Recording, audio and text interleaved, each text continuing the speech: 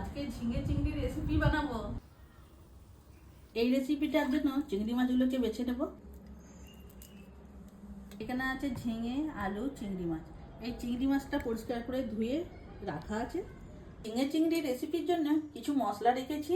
এখানে মশলা আছে গোটা ধনে, গোটা জিরে, দুটো পাকা লঙ্কা, এক টুকরো আদা, কয়েক কটা গোলমরিচ, রসুন আর আছে 1 চামচ পোস্ত।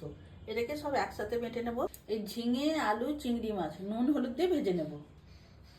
আলুটা দিয়ে দেবো।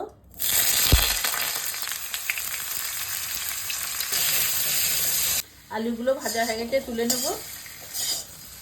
এই তেলেতেই কেটে রাখা ঝিঙেগুলো দেবো।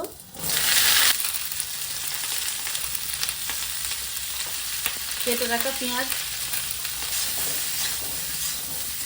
ঝিঙেগুলো ভাজা হয়ে গেছে, এরপর তুলে নেব।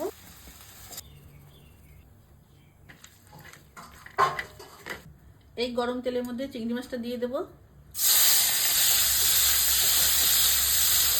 চিংড়ি মাছগুলো ভাজা হয়ে গেছে, এরপর তুলে নেব।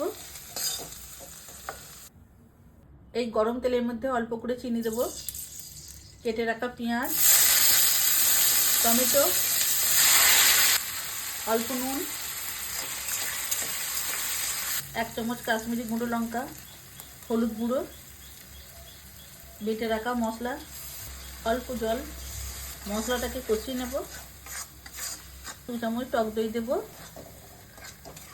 মশলা খুব ভালোভাবে কষানো হয়ে গেছে। এই মশলাটাই হচ্ছে আসল।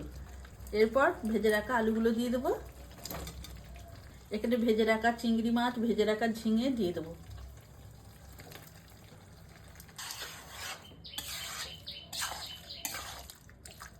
এর মধ্যে আমি এবার একটু জল দেব।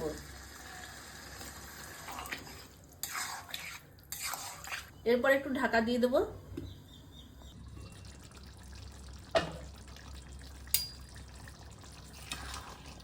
আজকে আমার ঝিঙে রেসিপি হয়ে গেল। কত সুন্দর দেখতে লাগছে দেখুন। এরপর ঢেলে দেব। মৃদুলা সংসারের ভিডিওগুলো যদি আপনাদের ভালো লাগে একটা করে কমেন্টস করবেন। আজকে ঝিঙে চিংড়ি নাকি গো? হ্যাঁ, বাহ, দেখি কেমন হয়েছে ঝিঙে চিংড়ি। খেয়ে বলো কেমন হয়েছে। হ্যাঁ, অবশ্যই।